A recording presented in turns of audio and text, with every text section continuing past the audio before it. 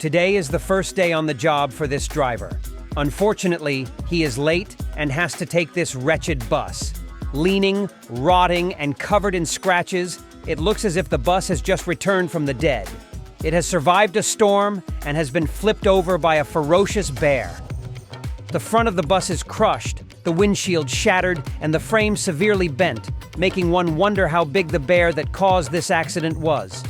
The windows are completely broken, with debris and belongings scattered inside. The bus looks like it has just been through a nightmare, no longer retaining its original shape. The once bright orange paint now only makes it look more pathetic. Despite being battered to one side, the engine seems to run well. The driver spins the bus around 180 degrees, revealing the seemingly intact side. From this rear view, the tail is bent and tattered like armor that has taken hundreds of critical hits.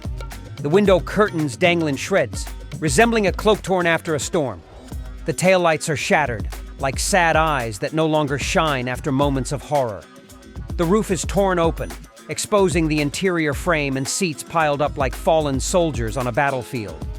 Compared to a human, the bus is like an old warrior who has fought valiantly but is now left with an exhausted and battered body, covered with unhealable wounds. Every dent and scratch tells of past battles, fights the bus has bravely faced but could not win. It is a vivid testament to miraculous survival, as if it has been in an action movie no one wants to see twice. Yet there are still brave passengers who board the bus. Hopefully, the driver's first day will go smoothly. It's hard to believe this mobile tin can could still carry passengers. The driver seems to be using all 30 years of his driving experience on the battlefield to keep this wreck rolling. Inside, the bus looks somewhat better. The red seats with white coverings are still standing firmly, showing only a few minor scratches. The roof is slanted, but at least it hasn't collapsed while the bus is moving. However, there are no passengers left on the bus anymore. Perhaps their courage has given way to fear. They prefer to preserve their lives rather than continue this survival challenge on the wretched bus. Looking back at the rear of the bus, it is truly too dilapidated to be repaired. The driver begins examining the bus details. He is using an angle grinder to cut metal without any protective gear. He bends down, focused on the task, with sparks flying from the contact between the grinder and the metal.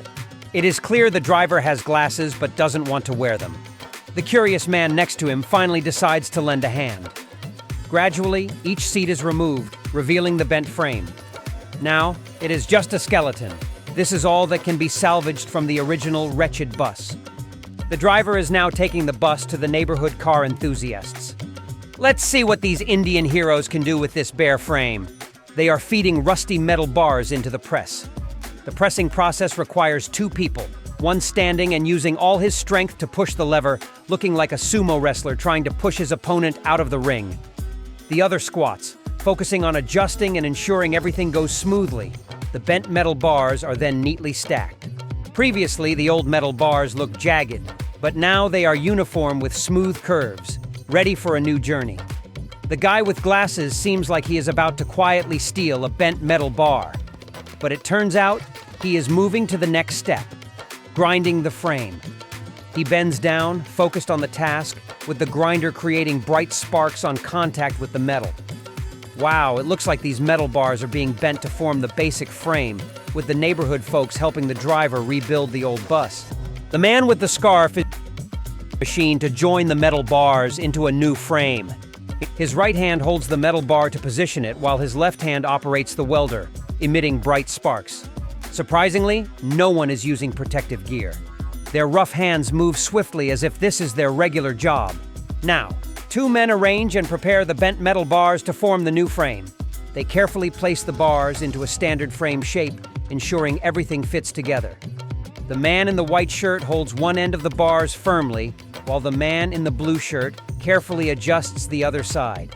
They work like a machine, making it unimaginable what a hand-recycled bus will look like. Gradually, the frame begins to take shape. This time it takes 3 people to get the task done. One man stands on the frame, using a rope to hold the metal bars in place. The others below support and adjust the frame, ensuring everything fits together securely. The new metal frame looks sturdy and even, a clear transformation from the bus's initial state of ruin. Here is likely the upper arch of the frame. Curved metal bars are used to form the arch structure, an essential part for shaping the roof and sides of the bus. They continue using a long metal bar to connect the arch to what seems to be the rear of the bus. Gradually, other arch bars are fixed in place. Oh my God, what a giant dinosaur skeleton! The curved metal bars connect to the main frame like sturdy ribs, helping the bus gradually take shape.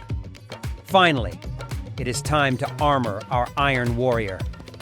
Two men, each on one side, meticulously adjust every detail to ensure the metal sheet fits perfectly with the frame. Piece by piece, the details are added, creating a complete shape. The metal sheet is attached like new skin, protecting and finishing the sturdy inner structure. These Indian guys work tirelessly under the noon sun, becoming more enthusiastic as the assembly takes shape. The sun is high, but no one leaves for lunch. After completing the roof, they begin installing the wooden floor for the bus. Strong, decisive hammering quickly reveals a wooden floor. Careful not to hit your hand. It might be unnecessary advice for these men as they nail without missing a beat.